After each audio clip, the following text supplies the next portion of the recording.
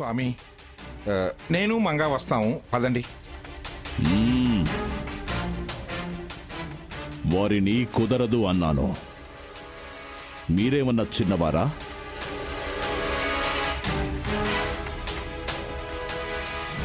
మరెవరు వెళతారు స్వామి? ఎవరో ఎందుకు, హంసకు ఆ చోటు తెలుసు కదా, తను తీసుకెళ్తుందిలే. నేనా? నా మీదే పగబట్టుంది, నేను రాను. నేను పక్కనుండగా నీకేం భయం? ఎవరున్నా నా భయం నాదే. మళయ పర్వతాల్లో తంత్రం, వింధ్య పర్వతాల్లో విద్య, హిమాలయాల్లో మంత్రం నేర్చుకున్న నేను అభయమిస్తున్నాను. రా! చిత్రాన్ని ఉపాసన చేసిన వాణ్ణి, మహామంత్రాన్ని ఆరాధకుణ్ణి. నీ ప్రాణాలకు నా ప్రాణాలు అడ్డేస్తా. ధైర్యంగా రా.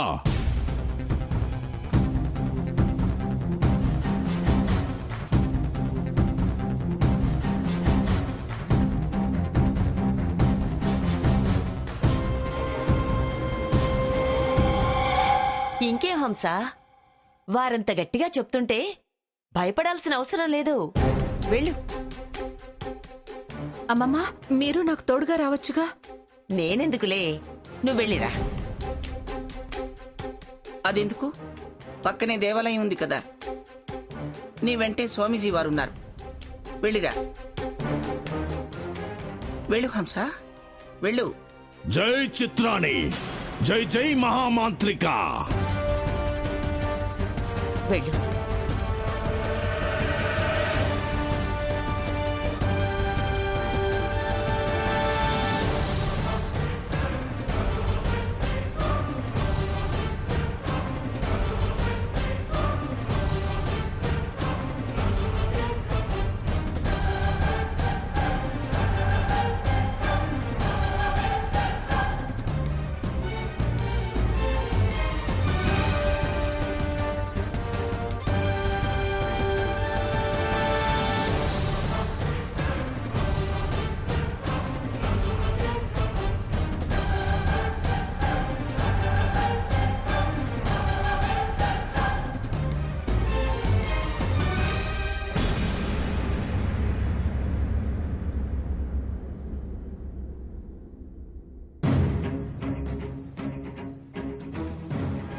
ఆ రోజు జరిగిందంతా వివరంగా చెప్పగలవా?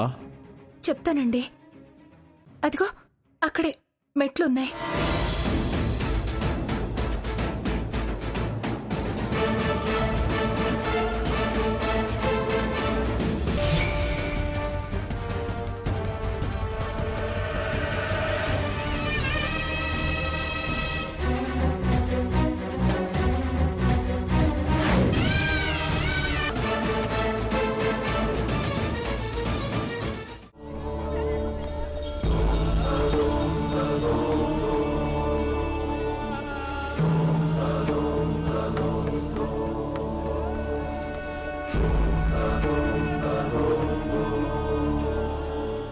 ఏం పని మీదొచ్చారు?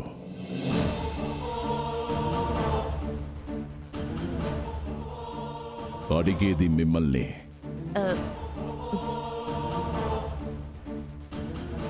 తను మీతో ఒక విషయం చెప్పాలనొచ్చింది స్వామి. చెప్పు.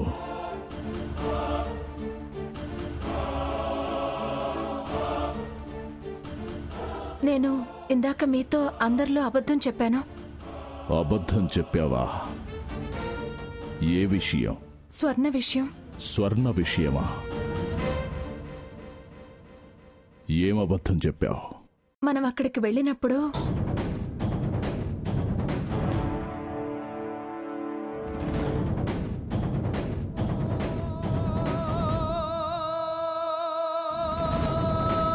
అది స్వామి జరిగింది. స్వామి, తను మీలాంటి వాళ్ళతో ఎందుకు అబద్ధం చెప్తుంది?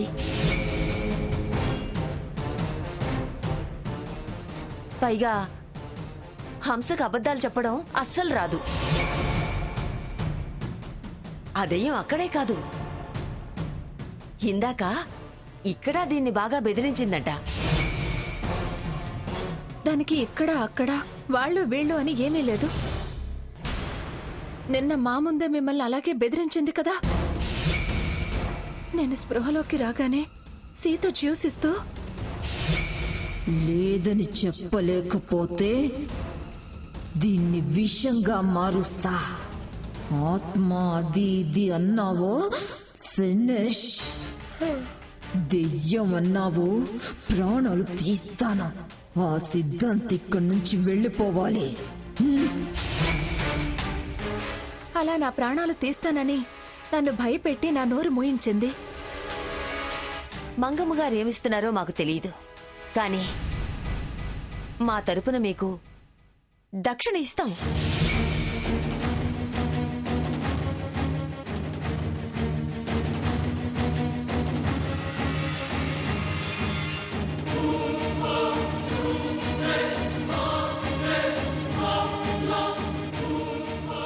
మీరు నాకు ఏమీ ఇవ్వాల్సిన అవసరం లేదు. నా వృత్తి ధర్మం నేను నెరవేరుస్తాను.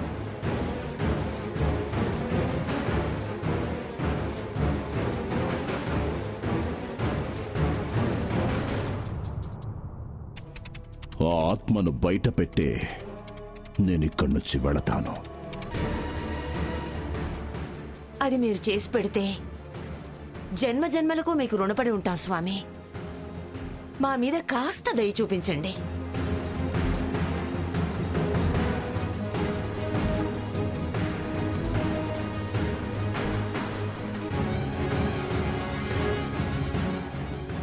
ఏయ్, ఇక్కడ మీరేం చేస్తున్నారు?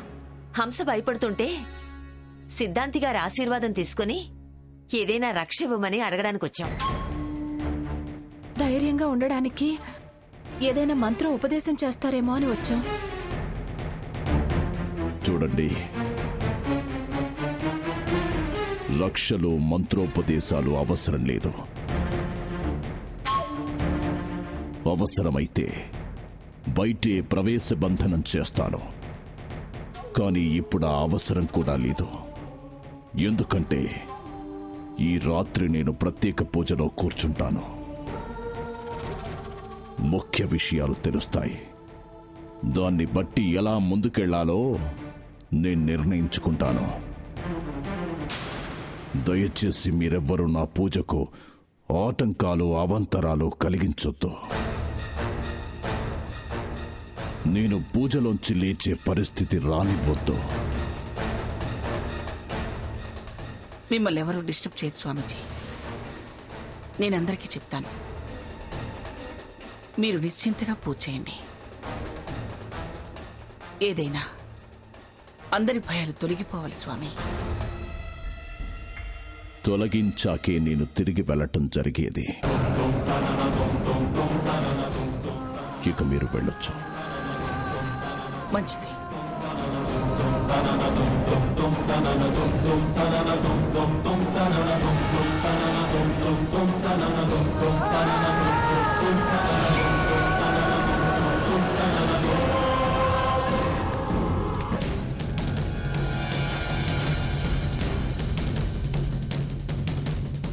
ఓం హైం హ్రీం స్వాహా.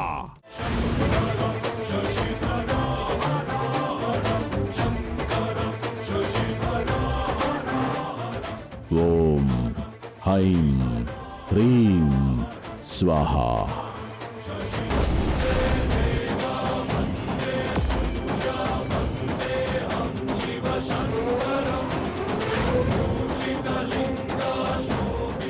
చూసారుగా, అది అసలు విషయం. మీ మనవరాలు స్వర్ణది ఆత్మహత్య కాదు, ప్రమాదం అంతకన్నా కాదు, హత్య.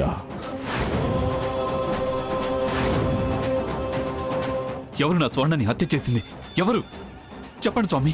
అన్నీ మీకే తెలుస్తాయి. తెలుసుకుంటాను.